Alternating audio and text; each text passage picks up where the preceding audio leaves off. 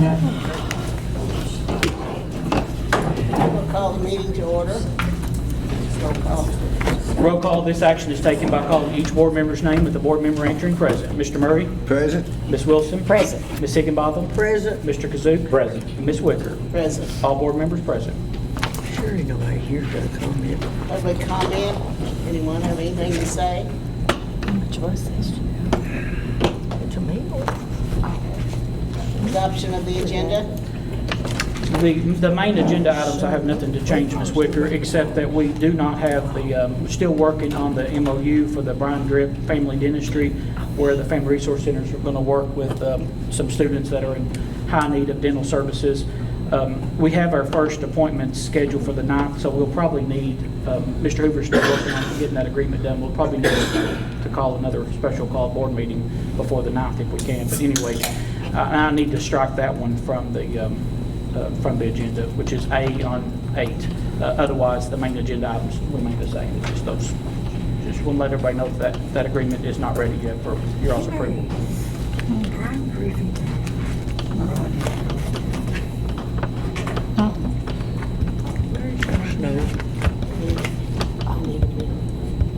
Yeah. I'll make a motion that we approve the agenda as it's been explained. I'll second it. I beat you. Oh, sorry. That was Give it to tied. Ms. Brenda. I Okay. forgot you usually do that. But we're still. Mr. Murray? Yes. Ms. Wilson? Yes. Ms. Higginbotham? Yes. Mr. Kazook? Yes. And Ms. Wicker? Yes. Request for letters of interest for professional architectural services and construction management for Russell County Middle School addition and demolition for district facility plan. So we previously solicited letters of interest for architectural services and construction management for the middle school, but at that time, that was when we were going to do the major renovation, not the addition here to the A&C and that work. So that whole project is null and void. And now that the district facility plan has been approved with the idea that we would build onto the A&C as an addition, they consider it not a new middle school, they consider it an addition and a demolition. So we need to go through that whole process again of advertising for architectural services and construction management for the middle school. The samples are enclosed just almost exactly as to what was advertised the last time. Just has to be in our local paper for 1 week. So my intent is that it will run next week, and then we could have them for approval at the regular November board meeting. Good. Yep. Good. So I recommend that the Russell County Board of Education authorize Superintendent Ford to solicit letters of interest for both professional architectural services and construction manager for the Russell County Middle School additions and demolition for the district facility plan to present it at a later school board meeting, which again, our intent would be the regular November board meeting. It would work with the timeline for the advertisement in the newspaper. I'll make a motion to that effect. Read it. I don't want to read it. I'll second it. Thank you. Mr. Murray? Yes. Ms. Wilson? Yes. Ms. Higginbotham? Yes. Mr. Kazook? Yes. And Ms. Wicker? Yes. So we're going to be. Request for letters of interest for professional architectural services and construction management for Old Area Technology Center renovations and demolition per district facility plan. So this is basically the same letter that we'll use for the middle school, except it just notes that it's work for the old ATC. Of course, the chairs over there now, again, as a reminder, once those buildings are gone behind the middle school, every one of those buildings are full. We have the Lakers Success Academy, we have the Gifted and Talented, we have the special ed annex office, all those things, all those people will need a home to go to. And Indra OTC needs some additional space too, and it was noted in their review for like the shooting range and things like that. So this has come up with a formal plan to present to you all to see how you want to proceed with some renovations at the old ATC. Okay, which well, I will was be afraid that you was going to do away with it, and I didn't think you were. No. But some things inside, it's noted for demolition like the welding booths. And there's a Yeah. lot of demo of like the exhaust and Right, welding and okay. things like that. Okay. Yeah, it's not demo of the building, no, just Okay. some of the guts inside. Okay. Yeah. Cheerleaders are still. Just be some portions. Cheerleaders are still Yeah. working on that. Be done. And That's what and I if you thought. notice, they're working on the roof now. That company that you all previously Yeah. approved, they're working on the roof now. Long as you have to put your roof So we on could it. present this at the same time Wouldn't look at good. the November Be board pretty meeting. good, though. So I recommend that the Russell County Board of Education authorize Superintendent Ford to solicit letters of interest for both professional architectural services and construction management for renovation and demolition of the old area technology center per district facility plan to be presented at a later school board meeting. I'll make that motion. Sorry. I'll second it. What are y'all doing over Mr. Murray, Yes. Ms. Wilson, Yes. Ms. Higginbotham. Yes. Mr. Kazook. Yes. And Ms. Wood. Yes. Thank you all. there? Have to redo it.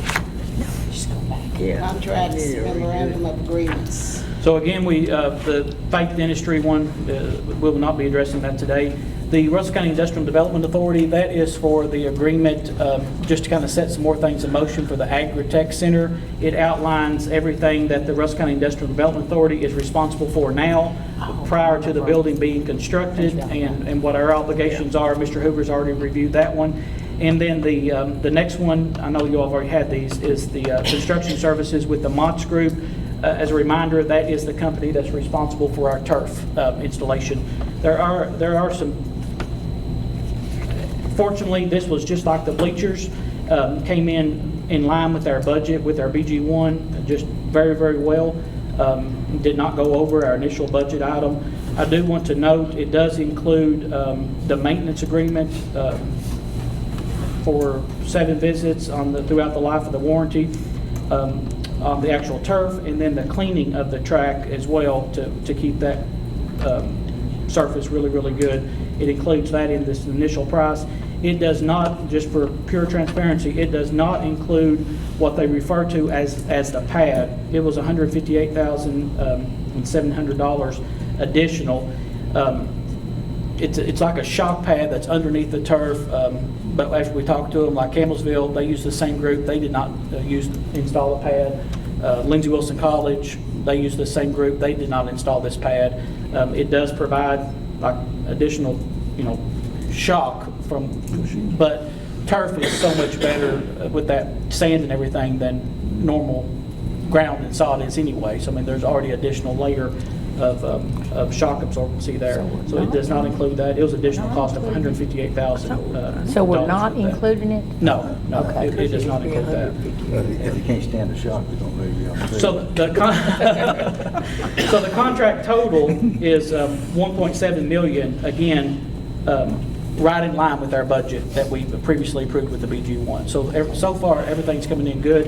And I will note, we're going to have a pre-bid meeting on November the 10th with any of the companies that are interested after you all authorized advertisement of bids. And then with the bid opening date of December the 1st. And we're going to do both of those at the IT room at the Lake Cumberland Regional College and Workforce Center. So after that, I will need a special call board meeting early December, because we will not want to wait until regular December board meeting to turn the contractors loose on starting the earthwork and stuff. So we're, again, pre-bid meeting November the 10th, and the bid date opening is December the 1st. Of course, Mr. Jonathan with Smith with Branscombe will coordinate all of that. Now the industrial development, that's on French Valley Road? Yes, it's the Agri-Tech Center, yeah. And it will be turned over to us Yeah. once it's built, Yeah. completed. Yeah. So again, really, really pleased the way prices are and things like now for our bleachers and for this to come in right at or under budget with our BG1. And we'll also be positioned as well, because we want those tennis courts, Yeah. So that's all working. Will this turf be enough to play baseball on? Yes, it includes both fields. Yeah, yeah. We don't need that. Boy, boy. No, it's just an option. Oh, did they? Yeah, it's just an option. It was last year, wasn't we out there last year? Yeah. Yeah. And that's on that exhibit, Exhibit A is when he notes that. So for the football field, it's roughly $800,000. For the baseball field, it's a little over $700,000. And then the track surfacing is $153,000. You want to run a check, you want me to? Well, I recommend approval of the contracts or memorandum of agreements that have been approved by the board attorney.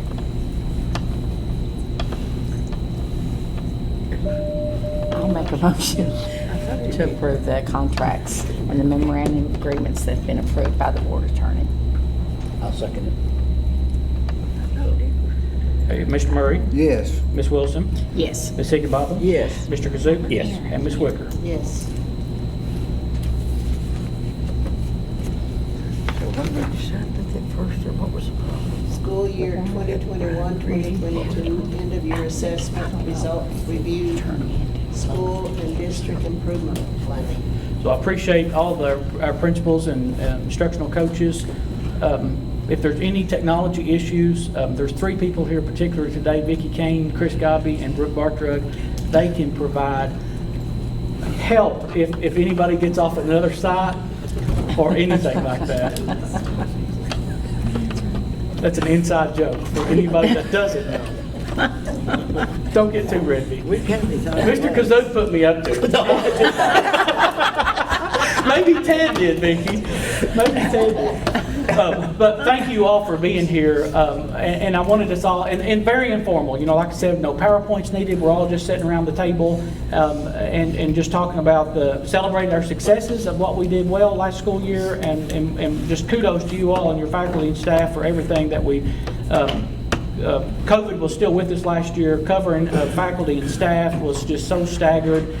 You know, all of those things contributed to our test results. But in light of all that, I'm still extremely proud of how our district performed as a whole, and certainly as individual schools performed as well. Howbeit, we all know at any time, if it's math results or end of year assessment results or ACT or whatever, there's always areas to improve. So I don't know, didn't ask who wanted to go first today, so I'll just let one of you all pick, or I can pick, but just like to start hearing from the schools and your what you're really pleased with, areas of concern, and things that you're going to look with and improve with your faculty and staff. I think Wayne gave the motion. He'll just go first. I was actually talking to Mr. Ryder. Yeah. Oh, I thought you did this. I told him to go ahead and start and get it over with. Okay, there you go. Okay, thanks, Mr. Ackerman. In general, we're pretty pleased with our overall math and reading scores that they held. They're not where we want them to be. As Mr. Ford noted, you know, it was a difficult year. It was one of the most difficult years I can remember. It is. Not just coming out of COVID, but we struggled a lot finding subs in the building. So many, many days we had to use teachers in places that they don't normally facilitate. Specifically, our special education teachers had to be in the classroom in a different vein, different responsibility. This year we have things in a much better place for that. So what that created for us was we're a TSI school. We're targeted support for our special education. And I would say that's our biggest and greatest need for this year.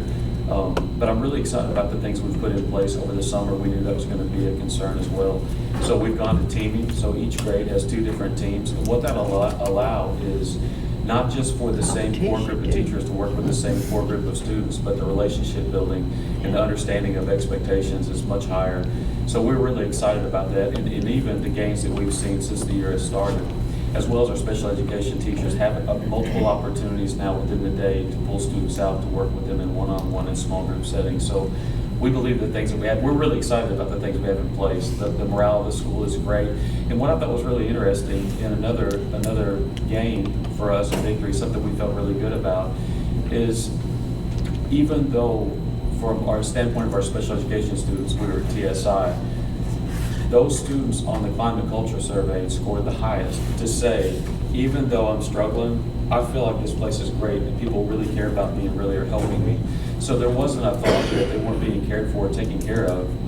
We just need to give them more help, and that's what we're doing this year. So we're really excited about that. We think that, like I said, we know that what we have in place right now is already working, is a big part of that. We also have within our schedule Tier 2 time, which is called Rise Time at the school. And that is a time designed to help every student, not just those with a demographic group, but all students, to help them with what they're struggling with if they're not getting that initial stage of instruction at the first level. So again, we feel really, really good about the time, the way our schedule is set up, the way it's designed. And then something else that's been a factor for us, in the last 3 years, we have 32 teachers in the building. 17 of those teachers are in a different role or different teachers. 5 others who are still in the building have moved to a different subject. So 68, 69%, nearly 70% of our faculty is in a different position than where they were 3 years ago. So that's a pretty big turnover and adjustment to deal with in a 3-year span. But again, that's all the more value for us to go to teaming, where there's smaller groups of people together, working together closely and helping students. So really excited about this year, and glad to take any questions you guys have. You can expand on it, or maybe Ms. Rita or Ms. McFall or somebody, but the numbers at middle school, they kind of catch up like the special education numbers. You know, for instance, each of our individual elementary schools, oftentimes they don't have a number to meet the group to be considered as a subgroup population to count. Not that they always count, but not to disaggregate them out individually. So you have to meet that threshold. At the middle school, so like, you know, Ms. KJ has 5th graders that go with 6th graders and Mr. Reynolds and Ms. Diane. And then all of those students come together as one population then at the middle school. And that's what we see oftentimes at the middle school. They may, it reaches that threshold, for lack of a better term, to where they count individually. It's not that, you know, maybe the student was performing at that same level at the elementary school, but at the middle school it counts differently because of the number. Ms. Rita, help me explain that better. Well, you're doing a great job, and it's 30 this Yeah, time. It went yeah. from 10 to 30, so Yep. we were even fortunate that we didn't have another group we were afraid we would have. He and I talked about Right. this summer about the English learners, because we pull all of them coming from the 3 elementaries. So you meet that threshold of 30, but Yeah. each elementary school Yeah. is not going to have 30 students in one grade. One grade or one But specific. then when they come together, you see what I'm saying? That's easy to make that. Not that we don't always work with them, but the elementary schools Oh, do yeah, too. no, It it's just kept that there. they're counted different as a subgroup population when they come together. And so Mr. Ackerman's middle school is not alone of schools across the state of having that issue when they come together, and just by sheer number, any population of students of that. It could be free and reduced, it could be ELL population, you know, it could be any of those, yeah, any of those populations. But it comes together like that. You were talking about the teachers teaching something different. Sometimes that's an advantage too, you know, because you can get in a rut sometimes if you're teaching the same thing. Yeah, I for agree a with that. I think that's really good. And so what we've focused on right now specifically, when departments meeting all the teachers who teach social studies. So let's say we have 3 teachers who used to teach ELA that are now teaching social studies. They have to be sure that they're really solid on those standards. Yeah. So right now, that's a lot of what they're doing and have been doing for a while, is being sure, not just that they have the curriculum, but that they have a full understanding of the standards, which ones are most essential and which ones that are nice for students to know versus the ones that they have to know. Yeah. And like when Mr. Ackerman and I met before, of just being really intentional with those special education students. And he and I talked we about know that, yeah. You know, the ELA standards, the reading standards, what you're taught in reading, the main idea of a story, those kinds of things cycle through year to year. We see math right now as the biggest struggle for most students, because if you skip or you don't get a skill set, those build on each other. So, you know, what you might be doing in 7th grade, if you missed out on a couple skill sets in a previous year, then you've got to go back and get that before you can do that grade level Right. work. So Yep. math has been more of a struggle for students right now than ELA. Well, when you have teams, you have competition too. Gosh, we do. We had such a good day yesterday too at the gym. Teams get points for, Yeah. you know, who gets to go to the reward based on, you know, how you've done academically, behaviorally, and attendance-wise. So it's not just games when we go to the gym and play. Yeah. Like, we reward students and teams for, you know, overall growth on math, which we'll do in winter when we get this next math benchmark. So there's a lot that we're doing to reward them academically. And we know if they're improving in math through growth, that means they're doing all that they need to do with Reading Plus, what they're doing in IXL, all the different learning activities that are put forth for them to learn the standards. Sounds good. Math is what I'm always worried about kids getting, because if they do skip something that they need to know to build, because math is like that. But you're working on that already and going back and teaching it. I like that. Right, and I'll just give you a quick example of that too, and you can move on, but, so if I'm a 7th grade student, I'm in a 7th grade math class, and I'm getting 7th grade math curriculum, but my level may be 5th grade. So that's where, on the pullout for a special education student, they're getting a system with the teacher called ClassWorks, which allows them to go back and build on those specific standards that they didn't previously know. And Ms. Dick has helped support that process, so really grateful for the board's support on that to help provide not just a program, but a teacher sits down with that student to say, here's where you are academically at this grade level, and we're filling in those gaps where if you can just get this piece that you missed, then you can better understand what's going on at your grade level. Ms. Dick, since they all respect, would you care to just talk a little bit about ClassWorks and what that looks like for special education students, so the board kind of understands how that, I can, and Vicky can chime in. or whomever, yeah, because, yeah. Or you all tag team it? Well, ClassWorks is actually started out as an RTI, kind of targeting kids, and it actually zones in on deficit areas. And so it is unique to each child. When they log in, it gives an assessment and kind of knows where to start those students. And so every child, or like us in this room, would be on different levels. And so we would all have a different lesson to go back and pick up a skill. And then you work on it. It gives you actually instruction twice. You want the teacher to be there. And it also, there's a little mini lesson that you log in and watch, and it works through the process and shows you those skills. And if you miss those skills, then it reassigns you more lessons and everything the program itself does. And Vicki, if I'm leaving out anything, and at first we started with special education. We looked at it for special education and just put those students in, but then it's just a really good RTI program as well.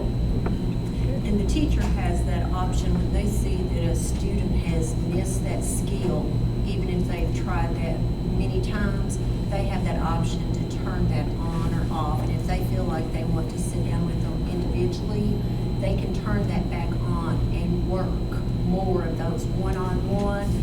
A lot of times students gain that skill with that one-on-one. Yeah. And the mini lessons, I know time is what I hear most teachers say is, they don't have a lot of time to sit. Those mini lessons are 2 to 3 minutes, little short videos. But if those students do not have someone to guide them on those mini lessons, it's just like doing instruction in a classroom. If they don't get it, they're not going to get that skill when they do their actual assignments. And the teachers just love it. Yes. Yeah, the teachers just It love gives it. a really good progress monitoring. They can watch that, and when they start seeing students dipping, they can go back up, they can change grade levels. If they feel like they have them at a 5th grade level and they're struggling, they can dip them back down to 4th grade and then pick back up. It helps address those deficit areas, like Mr. Ackerman was talking. They might be in that 7th grade classroom, but they really need to work on that 5th grade standard. Yeah. So they're hearing the content Right. in 7th grade, but then they do have an opportunity to go back and try to remediate. And we've had a lot of really good response from the teachers. I think special education teachers have looked for something a long time to have a good piece of monitoring to say, I can tell you where this student is Yes, functioning, and I can tell you where this one and what we need to work on when we go to those meetings. So we've had a lot of good teacher buy-in. Anything takes time, and you see one person use it and love it, then they kind of, but I think with the general ed as well, they've had a lot of buy-in and success with it. Ours really like it. And it's across the district, so that, I think that's always a great thing, because when they get to Mr. Ackerman and they've all used the same program or the same resources, That's good. they're used to it, and then his teachers can move them more quickly. They're not having to reteach something, and so I think that's a big thing. And the lady suggested ClassWorks, and we all use it. Just started this year? No. No, we've had it in special education this year, it's 2 years. But it's been expanded, hasn't it, Ms. Dick? Yes. Yeah. And great. with the support is one thing. That's when you buy a program and you wonder, these people get on live with us, and with all the teachers can log in and do trainings, and when they update it, that's part of it. They come on there and share what new enhancements. Teachers can call them individually, and there are a lot of people who work them through different situations. And I think that's a really big thing when you buy a program. Missy and Brooke and I, Heather, we meet with them once a month on Zoom, and then at any point in time, if a teacher is struggling with anything, they will respond set up individual meetings. Like if you want to set aside your planning time and have a Zoom, you can have a 30-minute Zoom with them and they'll walk you through most of that within the program. Your monthly meetings, are they more targeted, specific? You're concerned about Michael or use of program, or what does that typically look like? It's for special ed and RTI. Okay. So it's an overall of the district, so we get insights and we can see how the district's going, and then they'll show it. They have the students grouped, special ed, and then they'll have all the RTI groups, and just kind of give us an idea, are they actually doing the progress monitoring, you know, or how often are they doing it, to where we know who we need to go back and maybe ask if there's anything that we can help them with to get that more on a scheduled basis. And they listen really well, because I know last year we had asked several times about math in WEA, which our district and many others use. And they actually this year rolled out, instead of using the universal screener, which the special education uses, they'll use their MAP scores. So they've got all their MAP data, and then they individualize the lessons based on the MAP data. That's good. So it was nice to see them listen and roll that out pretty quick from us asking. I mean, several districts And those actually. two, they interface and pick up the scores, the individual actual scores for the students. And you can see which teachers, which students, how long they've been on it, how much support, if they've had to call in for support or whatever. And so it's really been a good program for us to get some use out of that. I really think that the kids benefit from. Do you see quite a bit of correlation between MAP and ClassWorks as far as? Yeah, they import our data. Right. And that's where those skills are set up Yep. for each individual student. And then they also offer their universal screener. I do have teachers that say the universal screener seems to lean more toward that individualized student that is in the very low percentile. So we have teachers using both. And then this year across the district, most of our special ed teachers are using those skills to set their special ed goals for those individual students, which is a plus. Absolutely. Yeah, good resource. I think the other game changer with ClassWorks is we do have MAP. People know the validity of it, but it's different from a universal screener we had a few years ago at Discovery Ed, who provided lessons. Yeah. And that's the game changer. And these are evidence-based, standards-based lessons that are built in ClassWorks. So when you're looking at your math reports and you're thinking, oh my gosh, okay, I can group these kids, and then I can group these kids, but they need this skill and this skill. And then as a teacher, you're trying to go out and find all those lessons. ClassWorks has that for you. And you know it's something that you can rely on. It's good. So I think that's a big game changer for a lot of teachers. And it's even offered where you can print it out too, so you don't have to have it in front of the computer if you don't want, you have both options. Sometimes it's nice to go back to paper and pencil with them to specifically show in math where they might have messed up on the problem in that. So you have both options there. That's good. And districts that have used it earlier on have been really successful, and that's where we found out about it, like Owensboro Independent and some of them. And we looked at it and just kind of started picking up from there. But the districts that are using it they're having success, and they can tell you the districts that are using it. And those, most of those welcome to call and share their information. That's wonderful. So it has been a good thing, I know, for everyone, but especially for special education. Sounds great. Did you find an overall big drop from the time we've lost in the classroom? What it normally would be? Yeah, for sure. Yeah, I think there's a lot of factors there.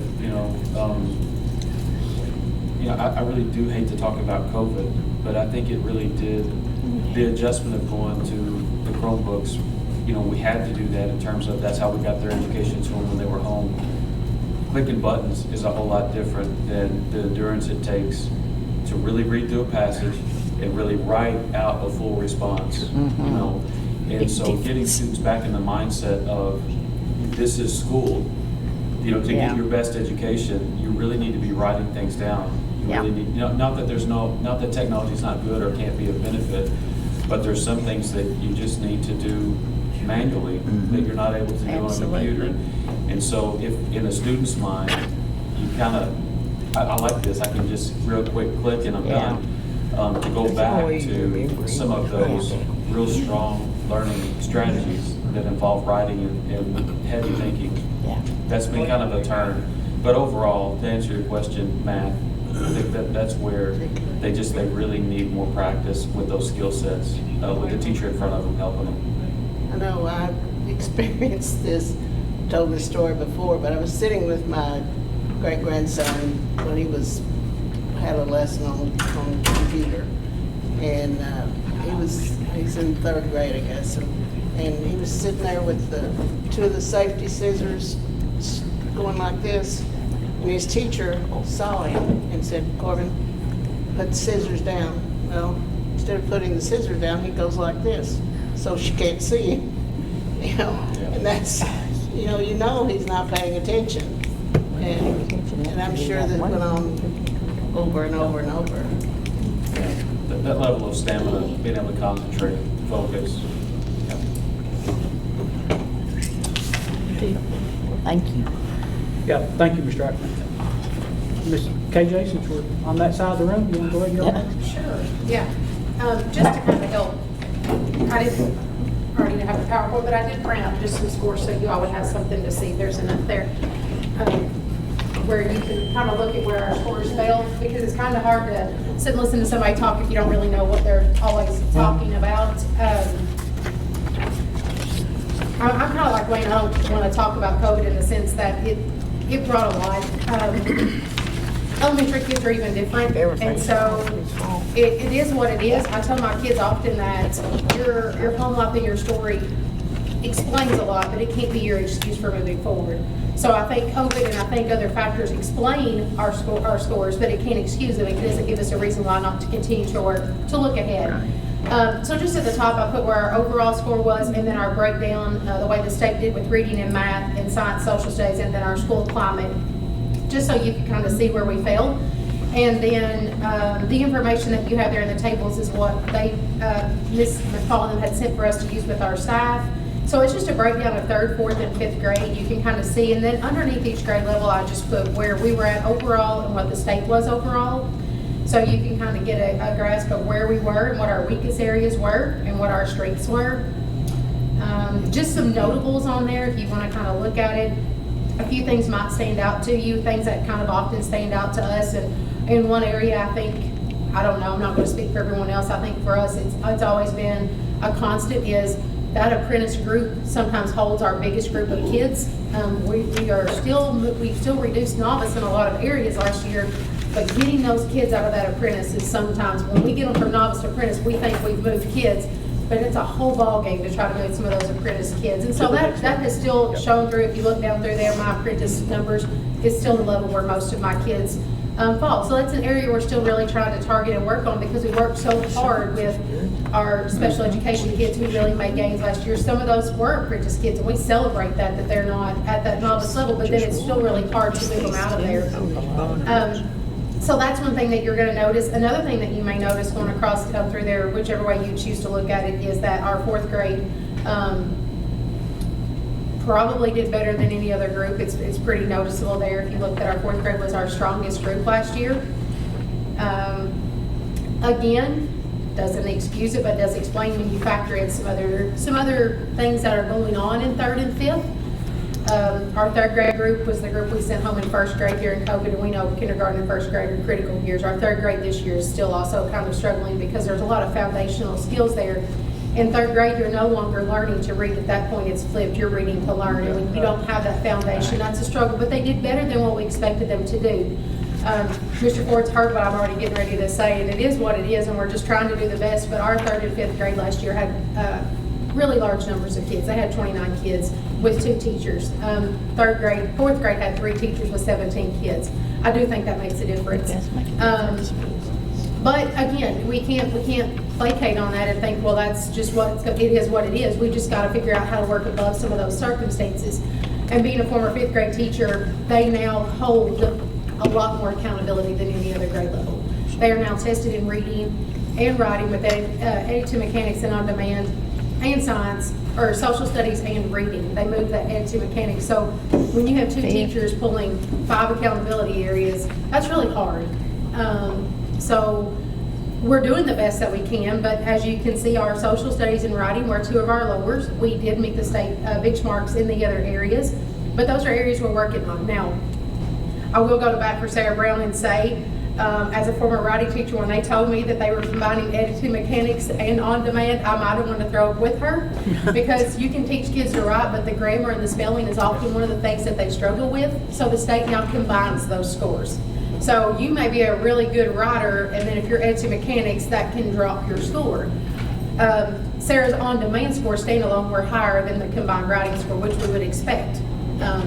So it kind of made us just take a big deep breath and go, okay, we've got to figure out how to get those ed to mechanics up there a little bit. But still, to her acknowledgement, you know, we weren't far off from the state. Social studies is going to be the area we've really worked to target this year.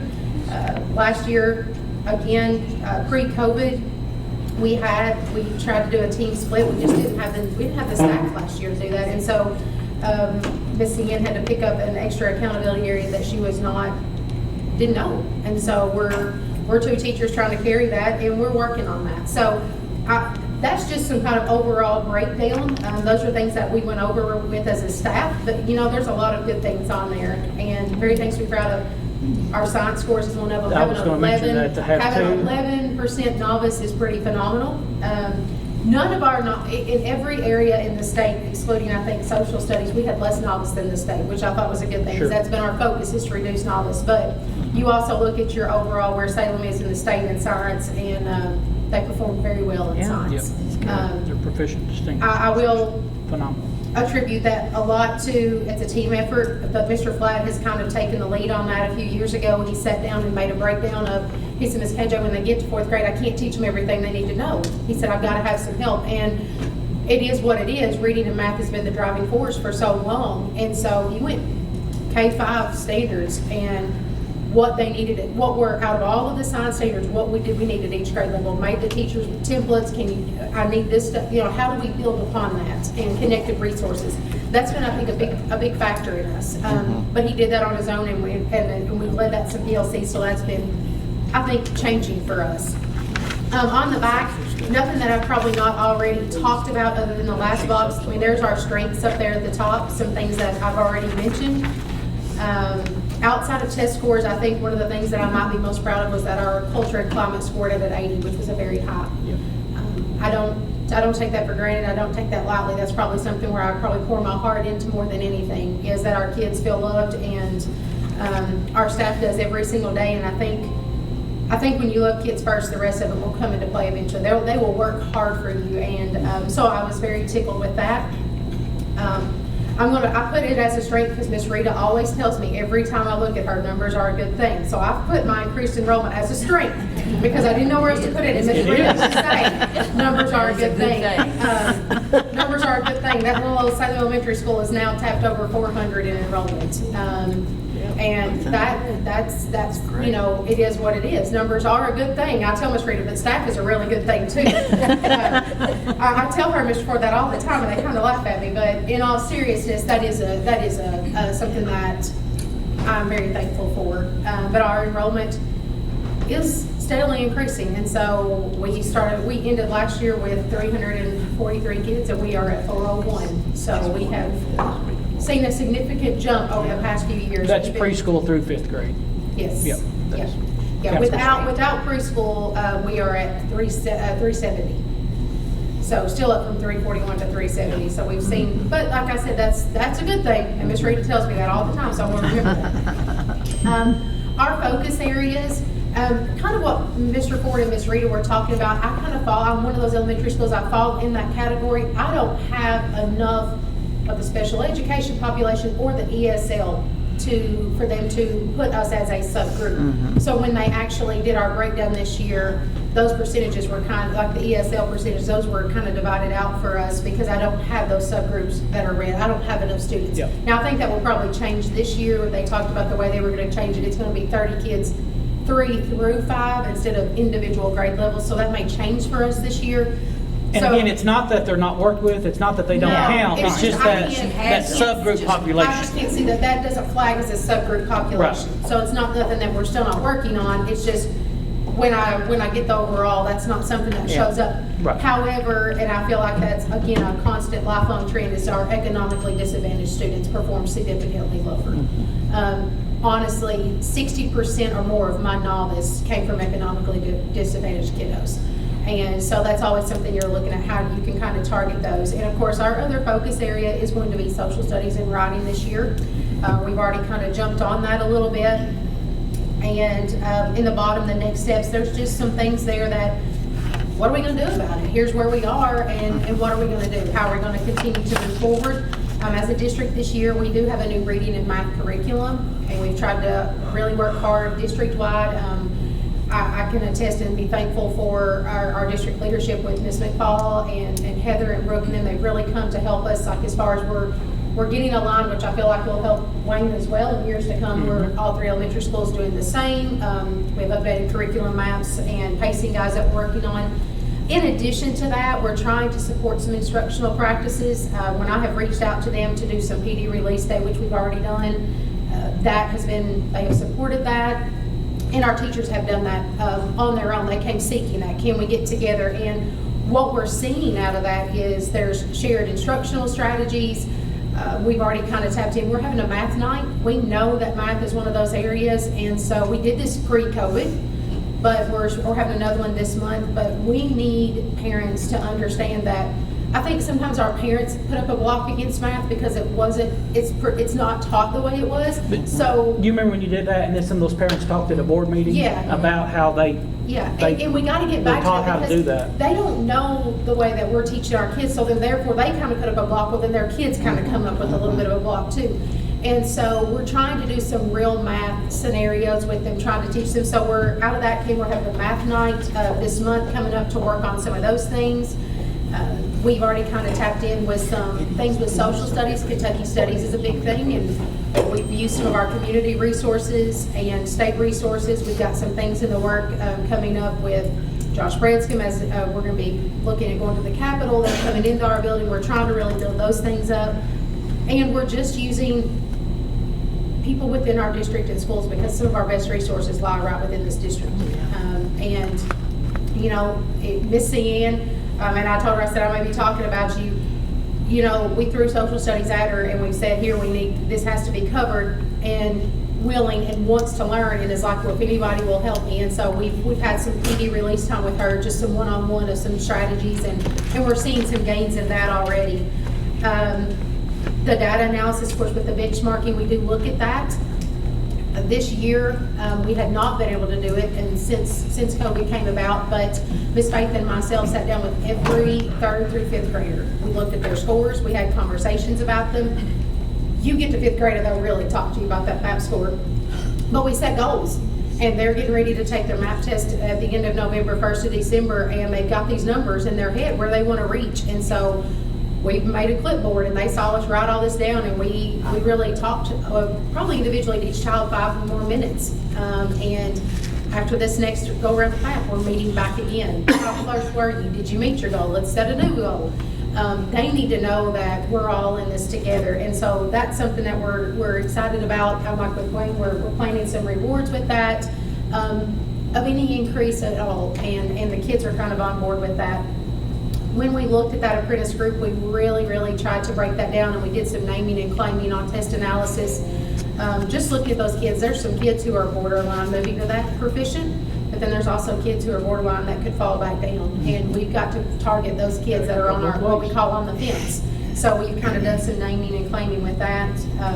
Again, some supplemental resources with Study Island, with No Red Ink and ClassWorks, which I kind of skipped up there and didn't mean to, but the small group intervention and instructional time has been something we were probably most excited to bring back since COVID. Every child at grades 2nd through 5th get 30 minutes of small group instructional / intervention time this year. We were able to work it into our schedule and staff. So, but when I say staff, I mean all hands on deck. And so during that 30 minutes, our kids who are in RTI, in our RTA program, which is the reading grant we have, They are working on those targeted interventions with those students, but we also know that students that don't qualify for RTI and RTA still need support. So classroom teachers during that time, just for example, 5th grade, when they have their 30 minutes, we have 8 rotations going at the same time. Miss Nikki, Miss Penny, Miss Leah, they're leading them. Miss Ian leads one, Miss Sarah leads one. Miss Stacy Hopper's leading one. I'm leading one, Miss Faye's leading one. It is in the mornings when Mr. Stevens and Miss Shalana don't have classes, specials till 9, they're leading groups. And so that 30 minutes, we're using that time for some classworks with our RTI kids as well.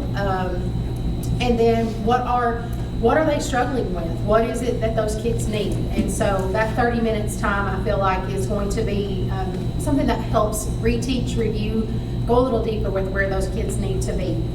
And then the last thing that I put down there for our next step is just to continue to build the climate.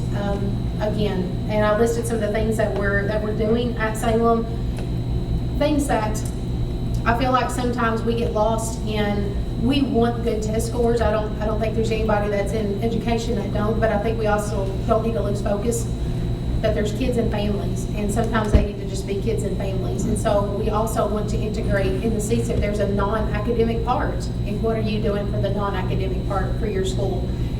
Our family walk had a huge turnout.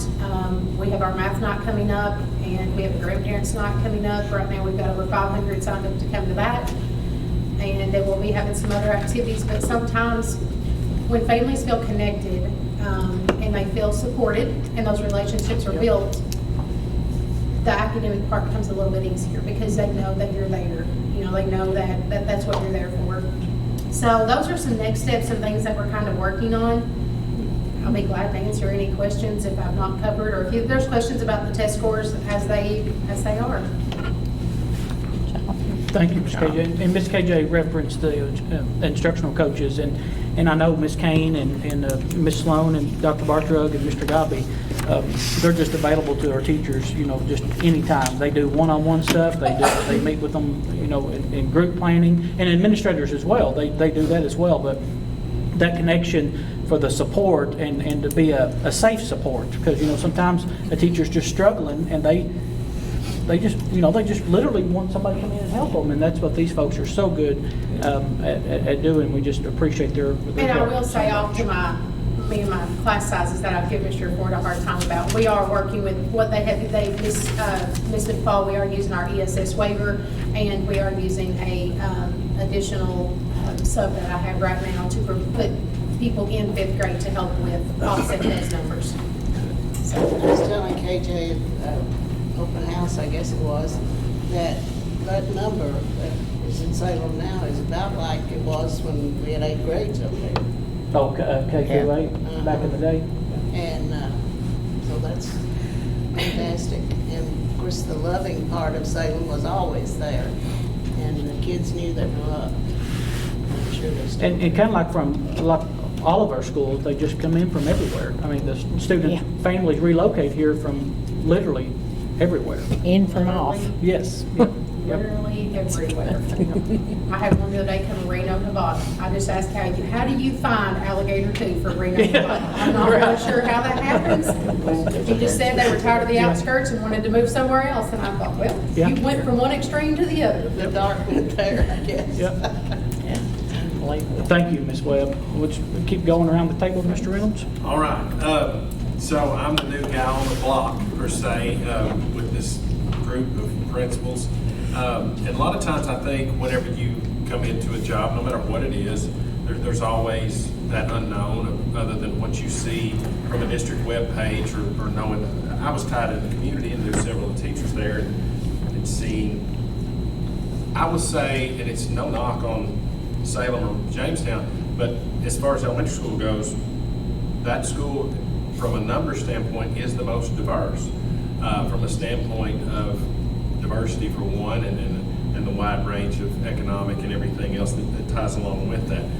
So there's always that thought in your mind with the highest number of population, the diversity aspect of it, where this is all going to fall. Because typically speaking, larger public schools, no matter it's high school, middle school, elementary school, typically will tend statistically to score lower from a standpoint of laying it up against other schools. However, I didn't realize walking in to this job what an excellent staff, and I can't say enough about, for the first 2 or 3 months, that Russell Springs Elementary School has. And that has shown out in the test scores and in the daily, whenever I go into classrooms and see just the hard work that's going on to prepare these kids. And again, coming out of COVID, as everybody that has spoke this morning has said, you are in an uphill battle. I came from a high school standpoint, and you know, when that all first hit, it worried you to death about the content because so much was placed on not only the end of course assessments, the ACT, where was this information going to come from? Were we going to get these kids, how was our ACT scores going to blossom, or how were they going to essentially fall from information we were giving them in a packet? Of course, the Chromebooks and everything else came out. So it was a very scary thing. Now that I've been in the elementary school, and my kids had one in high school through this and one in the later stages of elementary headed in the middle, that foundational learning that KJ talked about, those kids that are now 3rd and 4th graders, I think if you sit down and really think about it, how much they lost is mind-blowing. Just knowing the little things that we took for granted as parents, that I probably took for granted as a learner back many years ago, that they didn't get, that they had to get off of a piece of paper, that they had to get off of a Chromebook. And to see where we went with this year's assessment scores, it tells a great story for Russell Springs Elementary School. I'll go through this. On the day that we had our breakdown of scores on October the 10th, percentage-wise, there are 723 elementary schools in the state of Kentucky. Russell Springs Elementary School with a 76.1, which is now in green, according to the state's accountability indicators. They were 81st out of 723, which puts them in the top 11% of the state of Kentucky. And I will go and say that if you look at, we created a chart, and I wished I would have printed this off for you all, but we created a chart where we kind of laid our 3rd, 4th, and 5th grade up next to each other and looked at it from a standpoint of reading and math. Our novice numbers dropped across all grades. And something that I've really never seen out of anything, whether it's been in high school or in elementary school, our 5th grade, as far as reading goes, had more children percentage-wise in the distinguished category than they did in the other 3. So in 5th grade reading, we had 34 distinguished kids, 27 proficient, 17 apprentice, 10 novice. You just don't see that a lot. Usually it's the bell curve.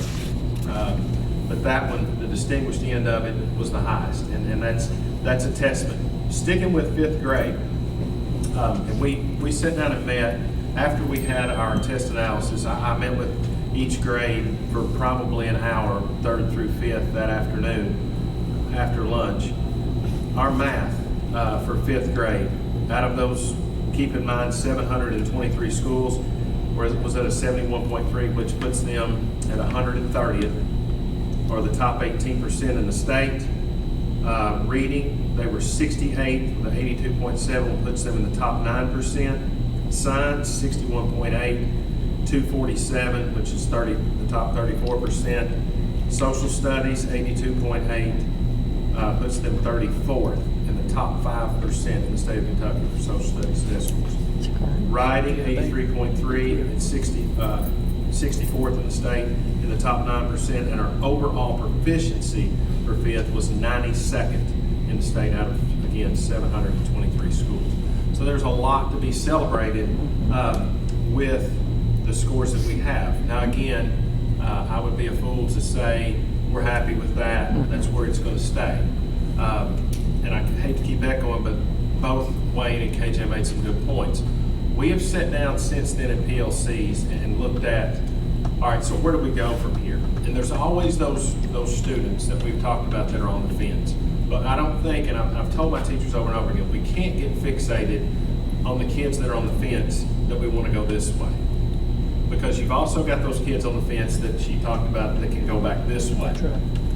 And you don't want to say, okay, she's good, she's proficient, we're going to leave her over here. I'm going to totally focus on Wayne right now.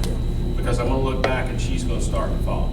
So that's one thing that I said, you've got to be very intentional on how we do this from a standpoint of, don't let these P&D kids that we've labeled, they're good, be good. Because they can always strive for excellence. We're all adults in here. We all have different jobs. There's areas of growth that we all have. Same with kids. I don't care if a kid is distinguished. That child still has areas of work that they can maintain or do better. So I really don't want them to get in that mindset that those kids who we got to that point, we actually leave them alone.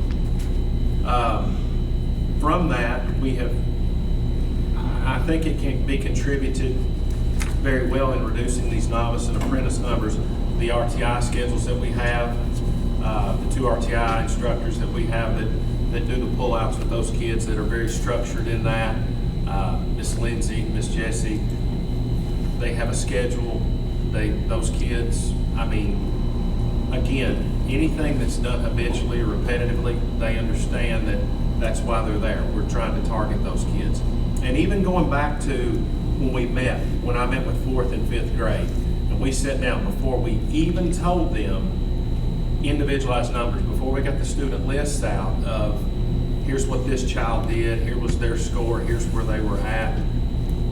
4th grade, due to the map data that they had used up until that point, was within 2 children of knowing how many were going to be from the map data. I think we're going to have X amount of kids proficient or novice and apprentice as opposed to with real data. That speaks to the fidelity. 2 kids. 5th grade, Of that 1 map child. data. 5th grade, Melinda Wright had wrote it on a piece of paper way back when. She wrote how many she would have. She was 1 child off, 1 number.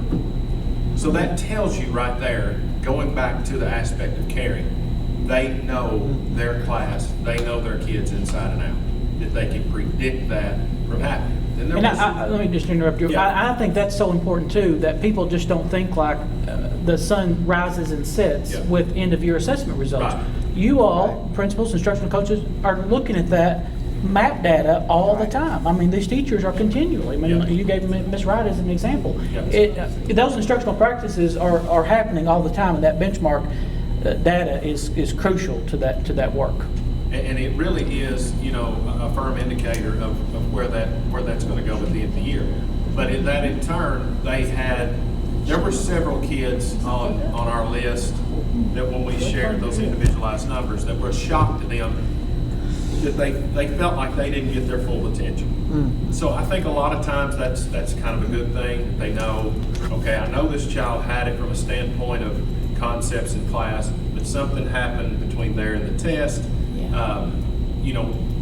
For instance, if you had a child who was distinguished in reading, but yet looked at an apprentice in math, where was the disconnect there? Again, yes, math may be their strength, that reading may not be, but there's something there that they feel like that they can build on if a child has a varying range of scores from one subject matter to another. And that, I think when we have like department meetings and PLC meetings, we have a very cohesive group in those grades. They are very team-oriented. They feed off one another. And it shows in how those scores have aligned themselves with all the battles that they've come through as far as COVID and everything else goes. We want to also look at our gaps, which is our English Second Learner. Again, I was talking about university. 18% of the student population at Russell Springs are either ELL or Spanish descent. And a lot of times we have to have that gumption to go on and know that that's another barrier. And Tiffany's there with us. She's very good about that. Miss Mary Jo pulls out those kids for that assistance. And those grade level daytime waivers that we use and the extra aids that we use for pullouts, I've also got my specials teachers on a schedule of pullouts because there's a 45-minute gap time in the morning that they go and they're assisting the 4th grade now, pulling those kids out for the ones that are struggling, that need RTI intervention. So just a lot of good things going on to try to maintain what we have and build on it. I think if there was only one other thing that I could say, and I've really not dug into it to know, and it's kind of been a mystery, the climate survey. And I don't know that we did a lot, or if they did a lot prior to me coming there to kind of explain that to the kids. Because the climate survey, honestly, the low climate score would have kept Russell Springs maybe from being a blue school, the way it was scored. And it was scored in the yellow. So that's a thing that, why was that? Looking at it from a standpoint of was that really the feeling of, or was it something that some of the younger ones didn't understand, some of the questioning of it? Science was another place of growth that I think we need to look at from a school standpoint. That science test is very lengthy. It's very, sometimes, for lack of a better term, maybe confusing as far as, how it's done online with all the tabs and stuff. So looking at the science portion, for instance, 4th grade science had a 66% apprentice rate on our science test. So that's one thing that out of 31% proficient and distinguished in the 4th grade science portion. So looking at, was it a content portion? Was that a content problem? Was it a testing problem? Knowing now, how are we going to fix those problems before the spring test comes in 23? Good job. Yep. Thank you, Mr. Adams. Ms. Tarter? Well, I think I was the new kid on the block last year, so I'm glad. Dang. And I'm still the new kid on the block. I can't say how proud I am of the high school. We are green status. Surprised, yes, we were surprised. Our post-secondary readiness indicator and our graduation rate, both. Post-secondary readiness was 93.7, graduation indicator was 94%, and that's all great to celebrate.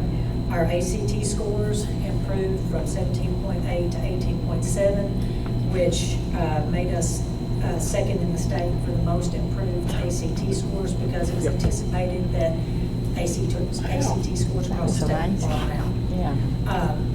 There's another factor in there.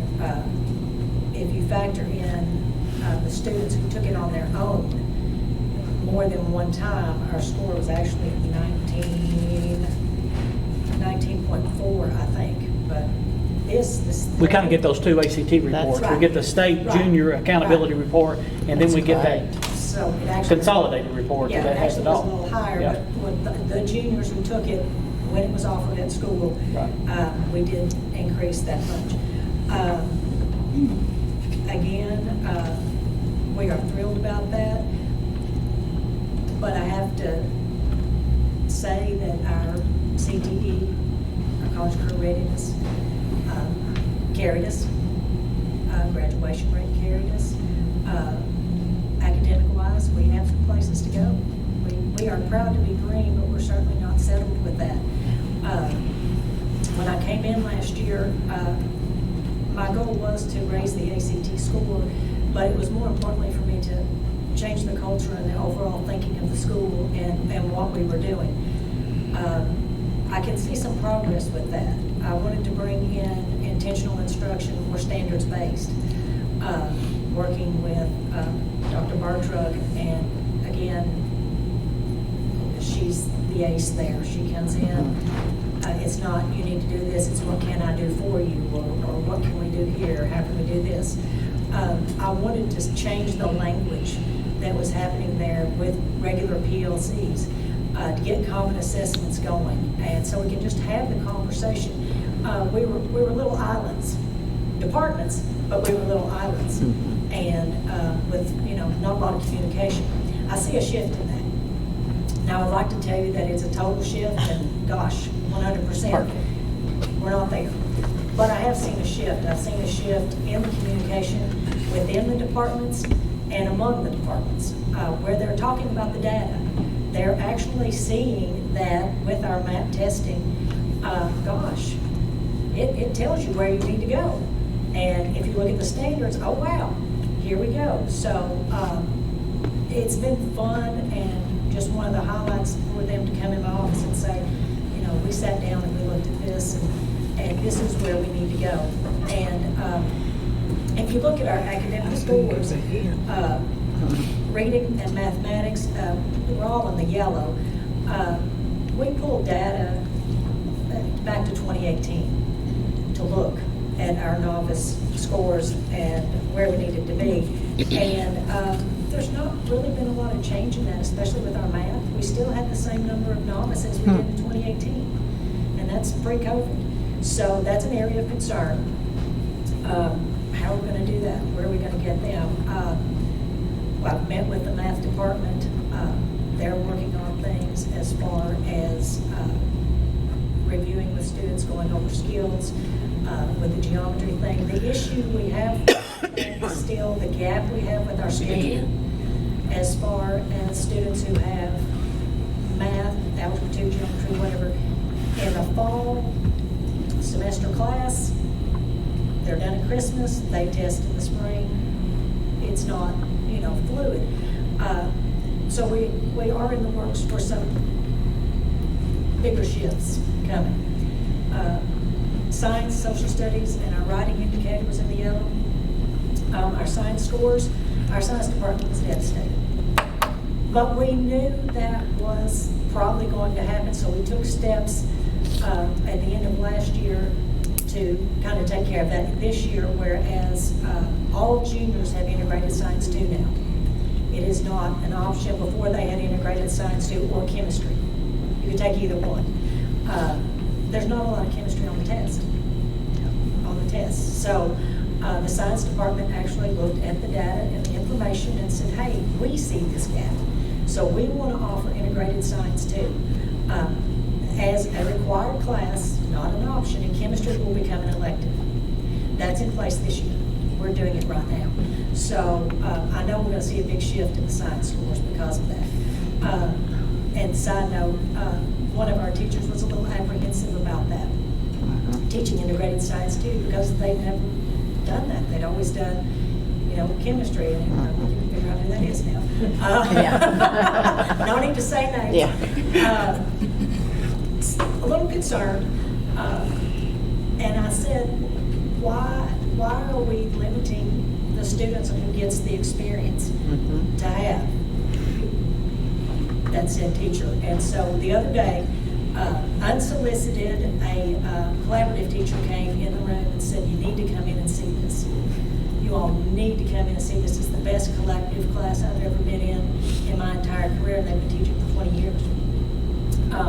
It's just amazing that our special education students in that class, it's like this. They are glued, they are keyed in, and they all have, high averages in there, pretty good averages. And so I went to that instructor and I said, I know you were apprehensive about this, but this was not, and the teacher said, it's pretty great. I'm enjoying it, and complimented the collaborative teacher. This is just amazing, and we're working together, and we talk, and again, there's that communication. We're talking, and we make, I make accommodations to the test. The special education teacher says, you're doing my job. Well, okay, but they're working together, so the science score is going to improve. They're going to go up. Our writing scores, we have to come up with, and I don't know, I'll throw it out here, I don't know if we need a district-wide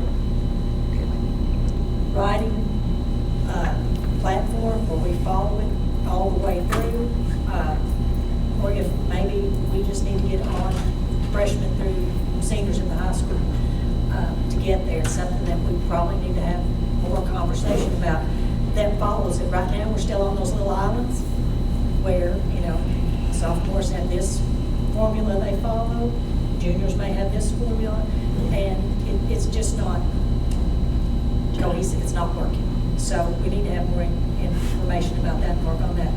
Our quality of school climate survey, I agree with Mr. Reynolds, and we have talked about that with our department heads. Do the students really, and you would think high school students would, but do they really take it seriously? Do they really read it? And do they know what they're saying there? So our department heads have said on our Flex Fridays, we've looked at the lowest scoring questions, and they're going to throw those out to them and talk it over with them. Did you understand what this means? Do you know why was that low? Where can we improve? Just to get their opinions and their ideas and see what their thought process was with that, so that we can raise that. So that's where we're going with that. Overall, we do want to reduce our novice in all content areas. We have named and claimed individual students according to the MAP testing. Dr. Bartrow makes that in, and students who are in the lower end of the testing range. Our teachers have already named and claimed at least 2, maybe more. We do have our Miss Christina, who pulls students out into small groups. She's continually working with us. This is her 2nd year with us. Our students with disabilities, we continue to focus with those students. And then, of course, we use our Flex Fridays. Our special ed department uses that for progress monitoring and checking in with them. They will pull them into their caseloads and make sure that the communication is there. Again, the common writing strategies, we're going to implement the school-wide scrimmages that we had years ago, where we actually do a school-wide on-demand practice. I mean, we did that years ago and our writing scores were better, so we're starting that. We did Mastery Prep last year. We are doing Mastery Prep this year, although not the entire program, because we didn't utilize the whole program. We're doing the bell ringers, which are done, every teacher has access to that. The bell ringers are. Ms. Turner, if you don't care, just so the board members are clear on what Mastery Prep targets and utilizes. It's an ACT Prep program. And it has workbooks, online platforms, practice tests, everything. But we just didn't utilize it as much as we Are they thought we would. required to take it, or just it's an option that they can do that, students? They can work on their own, or, it can be led in the classroom. And the thing we use the most were the bell ringers to get class started, every day. Not every other day, teachers had a bell ringer, which takes about 5 minutes. It could be Now, what do you mean bell ringer? a math, like an ACT math problem. At the very first start of the class, Okay. just kind of get the class going. Or a grammar, something that you would see Okay. on the test, and to get them used to that. And the boot camps, we divided our juniors into 2 different days, and they came over here to the A&C, and an instructor from Mastery Prep comes, and it's an all-day thing. Is that the day we had the taco bar? Yes. And they love that. We had Fed 'em taco bars for yep. them. Yep. And it's an all-day thing, it's pretty intense, and that's why it's called boot camp. Well, we haven't And had they run them through the entire ACT. Those ACT. And they give them tips and strategies, and to the time restraints that are on there, try to help them coping with all of that. So we're going to do that again. Also, we are going to either, I would like to, before Christmas break, or as soon as we get back, we are going to do a mock ACT with all of our juniors.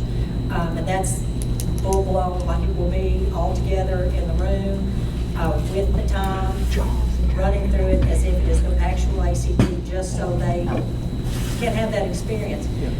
A lot of issues with, taking time test is the pressure. And some of our juniors have never seen it. Some of them have already taken it, 2 or 3 times. So we think if we can run through a mock ACT day, that'll take some stress off and maybe relax them a little bit more. Again, enrichment and remediation is continuing on Flex Fridays. Our PLCs, we've got a mixed thing going with that because we do not have common planning. That's coming. Our departments meet after school sometimes. I told them that was a trade-off. If we couldn't have common plannings, or they didn't want common plannings during the day, then we had to have it after school. And some of them take place during the school day with the ones who have plannings. So we're kind of mixing that up a little bit. What's PLC? I know I should know. Professional learning. What? Professional learning communities. Thank you. It can be, I think it's better if it's departments. That's how it's supposed to be, but the way our schedule works now, we can't have it like that. But we're getting there. Again, some more changes are coming. Maybe, as you said, change is good as far as teachers teaching, get in a rut. And so there's some changes coming. They know. We've talked about it just a little bit. They don't know exactly what, but they know. So we're going to break out of the ruts. Now the mock ACT test, is that required? It should be, I think. The mock. Yeah, all juniors, yeah. They will take it. Yeah. It's not required by the state, it just, No, she's making it required. That's what I mean. Yes. Yeah, that's. I didn't think you were going to Because you have it in the afternoon or whatever, and students are going to go home. No, we'll start it just as they would the ACT at 7:30. All juniors will go, maybe over here. They'll all go to where they would take it, and it's going to be just exactly like the ACT. And run it just like breaks and everything, no cell phones, nothing, just so they know what they're getting into. Y'all do that And boot we can camp. also look at that data too. Y'all do that boot camp, we'll do that taco bar again too. Okay. Tell us when well, no, I'm just saying, it all comes together. It all comes together. Yeah. Come visit. Also next week on, is it the 7th? We are our our juniors and seniors now, to reward them for the test effort. We are coming over here to the A&C, and they're going to watch the movie Top Gun. We have popcorn, drinks, candy, all free to them, because we told them they are our Top Gun students. So we've got that movie, and so that's kind of a reward for them. Sounds good. Thank you, Mrs. Starter. Mrs. Blankenship? Well, the danger of going last is that you repeat things that have already been said, so I won't repeat several of the things, but lots of what you've heard we are also doing. The thing, I guess, in the scores that we were most proud of, the two things, was those really strong third grade scores. And in third grade, we have Renee Turner, who's in her 31st year, and Kim Calhoun, who's in her 24th year. And they've taught the same thing all that time. So while change may get you out of a rut, there's also a really strong case to be made for a good experienced teacher who's been doing it a long, long time and knows the ins and outs of it and how to present it to students. And you see that in scores, and you see that when they try to remediate with kids that don't know what they're doing. So that third grade, those third grade scores were an area of celebration for us this year, as well as the culture score. It was a high score, and we were pleased with that and proud of that. We want all of our students to feel loved and cared about, and that obviously has to be the starting point for everything else that we do. Teachers, I think I have to just give a shout out to the willingness to do whatever it takes to move kids at Jonestown. We have, at our October 10th day, everybody wanted more time with more one-on-one time with students. And as a staff, they made the decision that everybody will be present in the building in their classrooms at 6:45 every morning when the doors open. And if you walk through those classrooms, what you see is kids are going back and forth to breakfast. When they come back from breakfast, they're sitting there in groups, in those cooperative learning groups, and some of them are sitting with, Miss Diana Sullivan comes to mind. She's always got one back there, and they're reading. And so there's 30 minutes of instruction there during that time that's happening. That they've just decided it's better use of time than coming in and sitting in the gym in the morning. And it just works well. So we've looked at all of that. We are have already met in PLCs, and teachers meet once a week and they plan forward and think about what's coming in the next couple of weeks. And I meet with all the grade level teams once a month, and we look at what's happened in the past month, and we look at the data and think about those, try to triangulate that data and look at 3 or 4 sources, good quality sources of data to think about what worked and why did it work, and how do we know that those kids actually are good on that standard? How do we know that that's happening? One of the things that is a growing phenomenon at Jamestown, and I'm sure is and will be at the other schools as well, is we are seeing more teachers retire, and that experience is going away. Currently, Miss Renee is retiring at Christmas, so that 31 years of experience is gone and will be replaced. I hope we find a teacher. Will be replaced by somebody who could very well be an option 6 person. And I'm thrilled for those people to be at school, but the fact is they have absolutely no teacher training. And they come in and you say, here's how we evaluate. We use this tool called the Framework for Learning, and they're kind of like, what's that? Yeah. And it's this thick, and it's like, it's essentially like plucking somebody off the street, putting them in there, and you take a 31-year veteran and replace them with somebody that doesn't know anything about the teaching profession. Big difference. We currently have 13 out of 30 teachers that are non-tenured or have 5 or 6 years of experience. So you're going to see, that makes a difference, and it's not an excuse. It's just a fact. They don't know what to do to remediate sometimes. When you say use a research-based strategy, they look at you and it's kind of like you think you have no clue what I'm talking about, and they don't, And so there's a lot of my time goes into trying to help teach and talk to those new people who come in without those skills. Basically, yes. And Mrs. Blankenship's not unique to that, or our school, or her school, or the district. And Mr. Reynolds, you had last year 68% of my staff were option 6, So and that's just oh my Mrs. gosh. 68% we really have to think about. 50 people, so basically. Yeah. Yes. my gosh. So it is. And when those folks, And most of them. if you can put those folks in those accountability spots, 3rd, 4th, and 5th, then you can see, you still have that experience, you can still see that. If you don't have them there, then you've got those new people trying to figure out how to make this test. And even if they're at that primary grade, that's still the building blocks. Well, that's the foundation. Absolutely. Yeah. So one of the things that we're looking at in those PLCs, that the state's provided us with a calculator to kind of figure out how many novice and apprentice can you, should you have to be able to move that needle to the next level. So we're using that. We're looking at the MAP scores.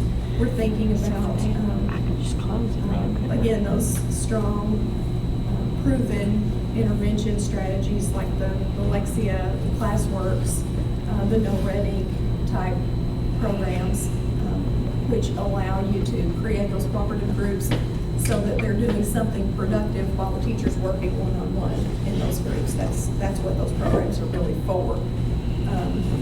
And then we're thinking about how to build stamina for the test. A couple of years ago, our council decided our kids don't know how to type. They do this with their thumbs, And so everything is online and they have to type. And it's a different thing to sit down with an on-demand writing prompt and write it out than it is to try to type it out. It's a very different animal. And so we have to figure out how to balance that good teaching so that you're not sitting in front of a computer all the time practicing the test, with enough time sitting in front of the computer practicing the test so that they can actually do that and show that they know how to do those things at the end of the year. And that's a work in progress. We were not happy with science or social studies or writing scores. And so we decided several years ago, we did some alignment, and with all these new people, we really need to do that again. So we have those days scheduled. One of them is November 9th. Ms. Heather's going to, we're going to look at the writing. Ms. Tardy talked about needing something district-wide, and we're just going back to the old district, pretty much the old district policy, and we're just going to say, this is what has to happen at each grade level, and, you know, And those, so that that hasn't been everybody's visited since 2015. 2016. Yeah, so we had talked about that already, and I said, why don't we just update that thing while we're at it, and then if anybody else wants to use it, they can, Because it's if still they don't have to. Up to date to the standards, yeah. It is, and so I just made that decision that we would do that at Jamestown. We're working on some vertical alignment through the grades with science and social studies as well. We've got days planned for all of that. We really have too many apprentices. And the thing is, you get results wherever you focus more. Yeah. And you know, it's hard to focus deeply on everything. Yeah. So you have to think about.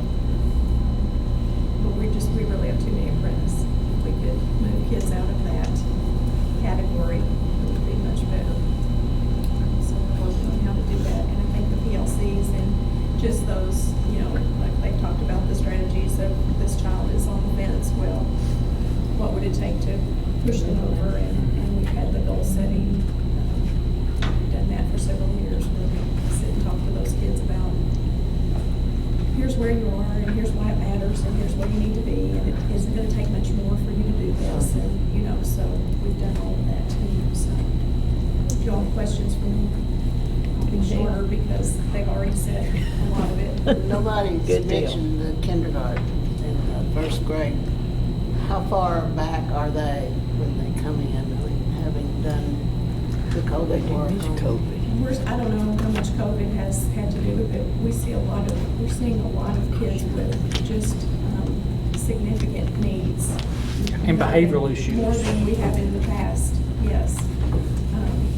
So Ms. Dick and I talked about that recently, about how to manage some of that and help those kids while we're not completely distracting everybody else in the classroom too. It's been a significant difference. The social aspect of it's different. You know, the kids that we sent home during COVID, that were kindergartners, now our third grade group. Of course, they missed half of kindergarten and all of first. Yeah. So you can imagine, Ms. Wicker, the phonics and all of that, the gap's unreal. But now you've got kindergartners. I'll never forget this summer at kindergarten camp. Of course, it was all we could do to get in the classroom with mama too, and then try to take them apart. And we were trying to talk one day. I finally got him, and I said, so what do you like to do? And this and that. He's what I guess you would call, I mean, he was 3 when COVID hit. They were the ones that she pulled her older son out and left him virtual until this year. They've stayed at home. He has 0 social skills. He said his favorite thing to do is just play on his iPad. That's all he wants to do. Our kindergartners that have come to this year, I know Miss Reed or Miss Melissa was working on the Brigance. I have a feeling it's probably going to be worse this year than it probably has been of seeing what kids were kindergarten ready, because these kindergartners, I'm like Mr. Reynolds, we have kids in kindergarten that are in pull-ups, and I mean, it's just, they've stayed home for 2 years, and it's going to be, there's going to be gaps there that we'll be years trying to close some of those gaps for those kids. But socially, you can tell some of these kiddos have just, they've done nothing but sit in front of a device of some sort for 2 years since COVID happened. That basic. So that's what I think we're seeing. I know Ms. Heather can attest, the third grade group this year. It's probably, I'll be honest, my third grade group is my most well-behaved, hardworking group of kiddos, but you've got foundational skills that they've lost. That they've lost half of kindergarten and all of first grade. Oh, yeah. And they're in third grade now trying to, like I said, read for learning when they can't even read just yet. Yeah. And it's compounded on your third grade group this year. That group will be one, I feel like, across, I think it's going to be probably statewide as well, but I feel like kindergarten, first grade is crucial in so many areas. Oh, sure. That it's just, we'll be years trying to go. Let me interject too, though, going back to what Ms. Blankenship and Ms. KJ, one thing we're seeing with the preschool and kindergarten coming in, the schools are having to try to remediate because during COVID, there was no early intervention for these children. Their first steps, our speech numbers are up.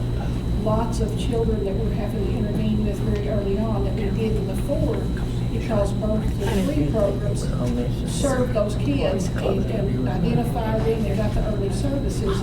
And so following COVID, the kids that are coming into preschool and kindergarten, they had zero services. And so especially our largest number of children with disabilities coming in, of course, is speech. But we have children that have been significantly impaired that receive no services until they walk in. So I wanted to just say that to the elementary and the kindergarten. They are having to try to take children that have had zero services that in years past would have had first steps and some of those, like, speech, would have, they would have had some of those. They have no intervention. And they're coming from COVID, coming in, and we're seeing children that the parents haven't even recognized that they needed some supports in place. So not an excuse or anything, but, we'll take the children where they are, but that's one thing.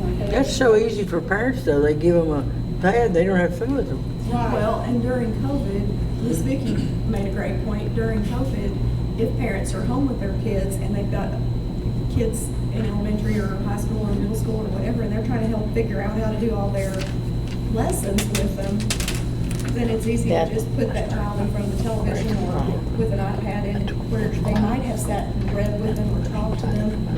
They didn't do that. So it's affected lots of things in those cases. Most of them. I like the teaching the parents, because I know. Well, if you can get them to come, that's good. Yeah. Feed them, they will come.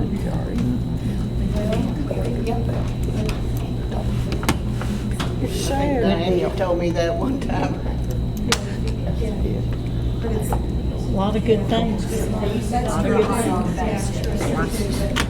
I'm not even going to, but that's.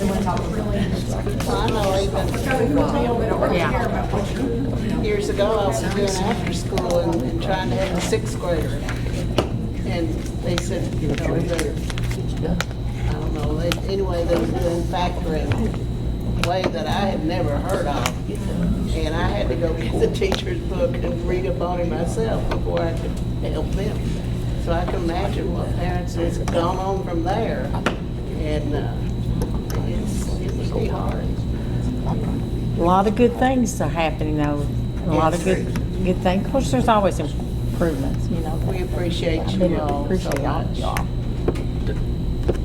And thank you, Doing a Principal. good job. Any of the coaches or the admin or anybody? Well, I would just like to, reiterate the work that's going on. I'm in all the schools, well, not the high school, middle school, but what they're doing in the elementary to move students is just, it's remarkable and it's impressive. And they are giving it all they've got. So I'm excited to see the improvements that we're going to see at the end of the school year. Yeah. Very positive. And in middle and high, I mean, you have two administrators that will, as soon as something comes up and it's not working, they switch it up. They're like, okay, we need a different plan. Let's go at it. The culture, as Ms. Tarter said, I mean, in the high school, I see it changing. I see teachers reaching out, asking for, hey, can you swing by here? I've got this going on and I'm not sure what to do. And I mean, those are big steps, I think. The PLCs, they talk, they laugh, they brainstorm. They're wanting to name and claim kids. They're wanting to see the data. It's been really good. At the middle school, they're loving teams. They love being able to have that core group that they can work with. And for me, there's certain times they all have planning together, so it's easier to kind of get in there and address something as a team if need be, or after school in a content area if that's needed. So that's just some of the things that it's kind of nice to see all that coming around at the secondary level. We have a good group. Anybody else or board members, do you all have any questions? Or? We have excellent staff, don't we? We do, and I just appreciate the admin and I always tell people, when people drive by the front of the schools, they really don't know what they do. inside the schools. And I think Ms. KJ and Ms. Diane with them, all of them were talking about, we're all concerned about test scores, absolutely, and where our students are going to perform. But just the care that's provided to students and the things that faculty and staff have to do, I still don't think the normal John Doe really don't realize what happens. We are a beginning and an end for a whole lot of students. We are it. Yeah. We go to training, KSBA conferences and all, and have a lot of different things. But we talk to a lot of people across, educators across the state, and we always brag on Russell County. They think this is the heaven of. I've heard them do that. Yep. Well, we appreciate your all's time and what you all do each and every day. It's just phenomenal. And we do have so many good things. And like you all said, we've got things to work on, and no one ever reaches that plateau and we're satisfied. Ms. Roy, I didn't want to leave you out. You got anything to? Just glad to be here. All right. All right. Well, we're glad to have you here. All right. Well, thank you all. Turn it back over to you, Ms. Wicker. And you'll probably turn it over to Ms. Brenda. won't you? I made a motion to adjourn. Second, Mr. Kahoot? Sure. All in favor? Aye. Thank you all.